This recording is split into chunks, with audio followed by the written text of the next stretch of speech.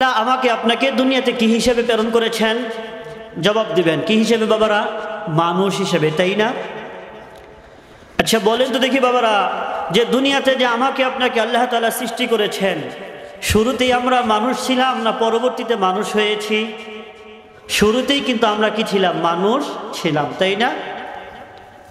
যে বিবর্তনবাদীরা বলে থাকে, প্রত্যেকটা ফিরাকে বাতিলা ভ্রান্ত মতবাদ যা আছে তাদের সম্পর্কে আপনাদের জানা থাকা দরকার, বিশেষ করে শিক্ষিত মহল যারা আছেন। তার মধ্যে ভ্রান্ত মতবাদের মধ্য থেকে একটা হলো বিবর্তনবাদী।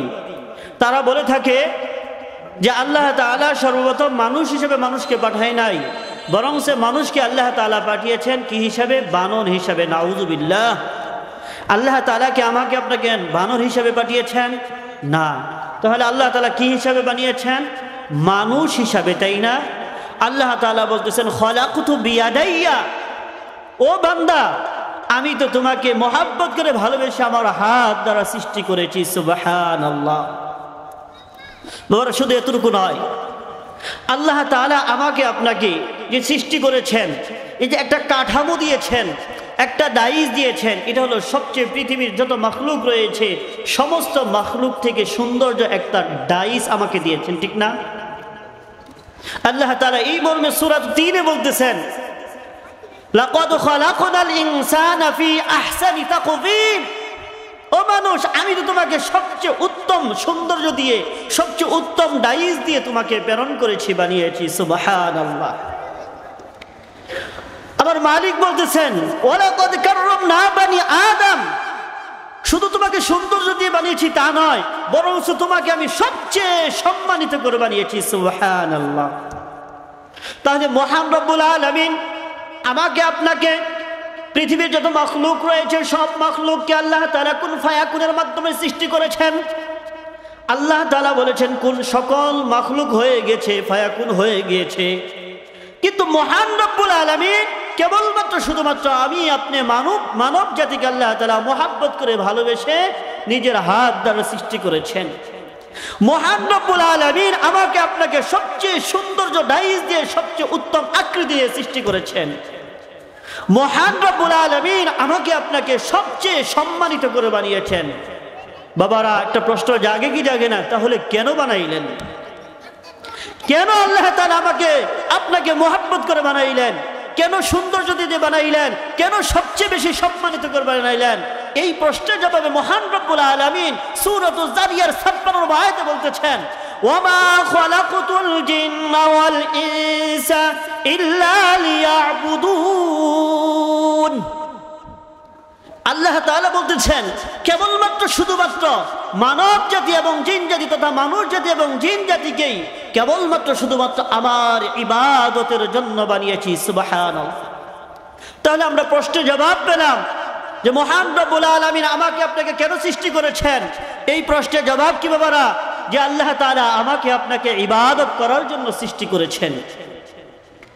একটু লক্ষ্য করেন বাবারা, ও আমার ভাইয়েরা, মালিক আমাকে আপনাকে, আহকামুল হাকিমিন আমাকে আপনাকে সৃষ্টি করেছেন, বানিয়েছেন কেন? ইবাদতের জন্য। কিন্তু আফসোস এবং পরিতাপের বিষয় যে পৃথিবীতে চলার জন্য যা যা প্রয়োজন, আমি আপনি একটা দিন অতিবাহিত করার জন্য যা যা প্রয়োজন সব কিছুর ব্যবস্থা আমি আপনি করে নিচ্ছি, কিন্তু মালিক আহকামুল হাকিমিন সমস্ত বাদশার বাদশা যেই জন্য আমাকে আপনাকে সৃষ্টি করেছে সেটাই হচ্ছে না, সেটাই করতেছি না, ঠিক না? সেটা হলো কি? ইবাদত।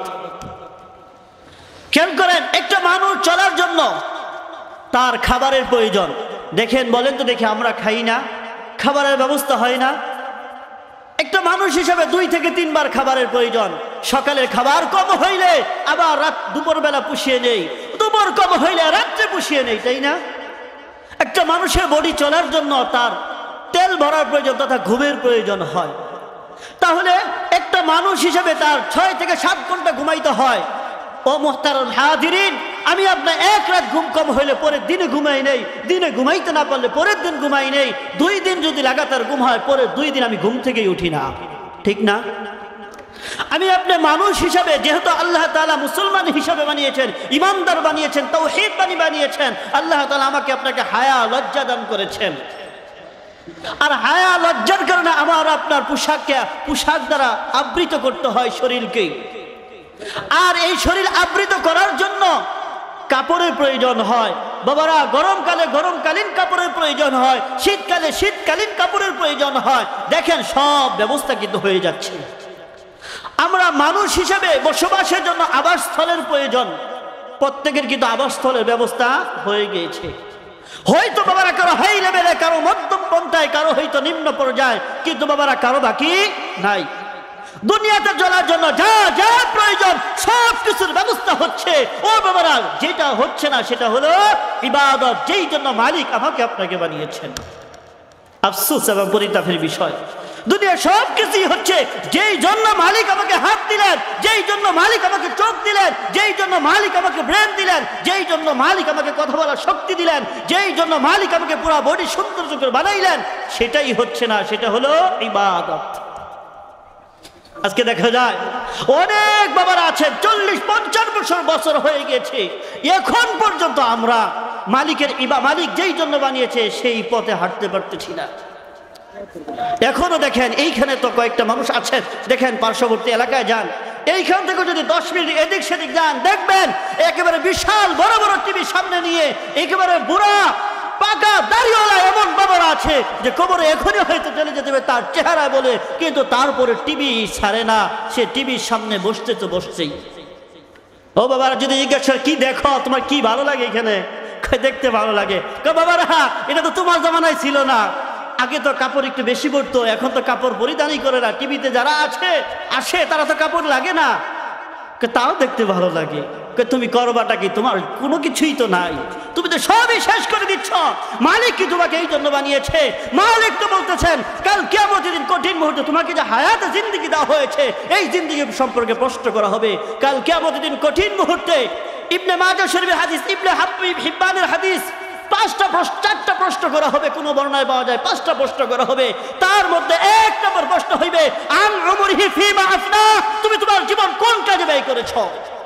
ও আব্দুর রহমান, আব্দুর রহিম, আমি তোমাকে 60 বছর 70 বছর জিন্দেগি দিয়েছিলাম, এই জিন্দেগির ভিতর তুমি যা চাই, তোমাকে শক্তি দিয়েছিলাম, কর্ম পদ্ধতি তুমি যা চাই তাও করতে পারো, তোমাকে ভালো করার শক্তিও দিয়েছিলাম, তুমি খারাপ করবে তারও শক্তি দিয়েছিলাম, তোমার চলার জন্য যা যা প্রয়োজন সব কিছু ব্যবস্থা আমি করেছি, তোমার রাত্রির প্রয়োজন ছিল সেটার ব্যবস্থা আমি মালিক করে দিয়েছি, তোমার দিনের প্রয়োজন ছিল কর্মসংস্থায় যাবে তুমি, এটার ব্যবস্থা আমি সূর্য দিয়ে আমি ব্যবস্থা করে দিয়েছি, যা যা প্রয়োজন সব কিছুর ব্যবস্থা করে দিলাম আমি। ও আব্দুর রহমান, আব্দুর রহিম, তোমাকে যে আমি হায়াতে জিন্দেগি দিয়েছি, বলো তুমি হায়াতে জিন্দেগি কোন কাজে ব্যয় করেছো? আজকে আমাকে দেখাও। ও বাবারা, আমার যুবক ভাইয়েরা, আমার দিন কোন দিকে যাচ্ছে, কিভাবে কাটাইতেছি? আমি আপনি মনে করতেছি এইভাবে দিন গেলে চলে যাবে, না না, এইভাবে গেলে দিন যাইবে না, বরঞ্চ কঠিন মুহূর্তে আমার এই হায়াত সম্পর্কে জিজ্ঞেস করা হবে। ও যুবক ভাইয়েরা, আমার আপনার হায়াত কিভাবে কাটতেছি? মনে করতেছি আবার আপনার চিন্তায়, এখন হইল আমার 20 বছর 25 বছর বয়স, আমার বাবাকে দেখেছি 35-40 বছর বয়সে দাঁড়িয়ে রেখেছে, মাঝে মধ্যে মসজিদে গিয়েছে, 60 বছর পরে মসজিদ ছাড়ে নাই। আমারও চিন্তা এরকম 40-50 বছর হইব, পরবর্তীতে আমি মসজিদ ছাড়বো না। ও না না, ও যুবক ভাইয়েরা, এই কথা সম্পূর্ণ ভুয়া, এই কথা সম্পূর্ণ ধোঁকাবাজি কথা, এটা আপনাকে শয়তানে প্ররোচনা দিচ্ছে, আপনাকে ধোঁকায় ফেলতেছে। ও যুবক ভাইয়েরা মনে রাখো, ও যুবক ভাইয়েরা, কাল কিয়ামতের দিন আমার আপনার যৌবন সম্পর্কে স্পেশালি প্রশ্ন হবে। দ্বিতীয় প্রশ্ন হবে আন শাবাবিহি ফিমা আবলা। ও যুবক, তোমাকে যৌবন দিয়েছিলাম 15 বছর থেকে নিয়ে 35-40 বছর পর্যন্ত একটা তোমাকে সময় দিয়েছিলাম, এই সময় চাইলে তুমি লম্বা লম্বা নামাজ পড়তে পারতা, এই সময় চাইলে তুমি 2-4 দিনের ভিতর কোরআন তেলাওয়াত শেষ করতে পারতা, এই সময় চাইলে তুমি জিহাদের ময়দানে ঝাঁপিয়ে পড়তে পারতা, এই সময় চাইলে তুমি তাবলীগের ময়দানে তুমি দীর্ঘ সময় লাগাইতে পারতা, এই সময় চাইলে তুমি শেষ রাতে তাহাজ্জুদ পড়তে পারতা। ঠিক না? পড়তে পারতা না? পারতেন না? কারণ রাত্রে 3টা বাজে ওঠে, 4টা বাজে ওঠে, আর্জেন্টিনা ব্রাজিলের খেলা দেখতে পেরেছেন। আছেন এরকম যুবক আমাদের দেশে? 1 জন, 2 জন, নাকি অনেক? অনেক। ও যুবক, মালিক তোমাকে এই শরীর সৌন্দর্য করে বানায় নাই যে তুমি ইহুদি খ্রিস্টানদের খেলা দেখবে আর তুমি রাতকে রাত কাটাইবে। তোমাকে তোমাকে মালিক এই রাত্রিটা দিয়েছিল নিয়ামত গনিমত স্বরূপ। তোমার রাত্রিটা তো রাত্র যখন 2টা 3টা হবে তখন তো তোমার মালিকের কুদরতি কদমে সেজদা ফেলাবে আর কাঁদবে আর কাঁদবে আর কাঁদবে। এইভাবে তোমার জিন্দেগি কাটার দরকার ছিল। কিন্তু না, আফসোস আমাদের যুবকদের ওই 3টা 4টা বাজে আওয়াজে ঘুম আসে না। হঠাৎ করে কি হলো, কয় কোনো দেশে আর্জেন্টিনা জিতেছে, কেউ বলে না ব্রাজিল জিতেছে, কেউ আনন্দে আওয়াজ আত্মহারা, আর কেউ সুখাহত আত্মহারা। না যুবক, তুমি ইহুদি খ্রিস্টানদের নাস্তিকদের তুমি খেলা দেখে তুমি খুশি হচ্ছ, তাকবীর দিতেছে, আওয়াজ করতেছ। মনে রাখো তোমাকে এই জন্য বানাই নাই, মালিক বানিয়েছে। তুমি তো নারায়ে তাকবীর বলবা, আর নারায়ে তাকবীর বলার কারণে ইহুদি খ্রিস্টানদের অন্তর থর থর থর করে কাঁপতে থাকবে, তাদের মস্তক থর থর করে কাঁপতে থাকবে। ঠিক না? ও যুবক, তোমার রাত্রি কিভাবে কাটে? ও যুবকরা, তোমাকে কি এই জন্য বানিয়েছে? আজকে হিন্দি গান শুনে শুনে, হিন্দি সিনেমা দেখে দেখে তোমার জিন্দগি পার করে দিতেছ। আজকে এই দেখেন, এখন হলো শীতকালীন মৌসুম। এই মুহূর্তে কিন্তু যেরকম ভাবে ওয়াজ নসিহতের ব্যবস্থা হয়, তেমনি ভাবে এই যে দিনগুলো গেল, যে ঘুমানো কষ্ট হয়ে গেছে, যুবকরা 2 জন 3 জন 5 জন 7 জন মিলে মিলে একটা সাউন্ড বক্স ডেস্ক এনে একটা সাউন্ড বক্স ডেস্ক এনে বাজানো শুরু করে দিয়েছে। ডিজে গান, হিন্দি সিনেমা, এইভাবে তার জীবন একেবারে রাত্রে 2টা 3টা 4টা পর্যন্ত ঘুম আসে না। এইভাবে কাটছে কি কাটছে না? যুবক, তুমি কি করতেছো? তোমার জিন্দগি তুমি কোন কাজে ব্যয় করতেছ? একটু কি খেয়াল করেছ তোমার জিন্দগিটা কিভাবে কাটতেছে?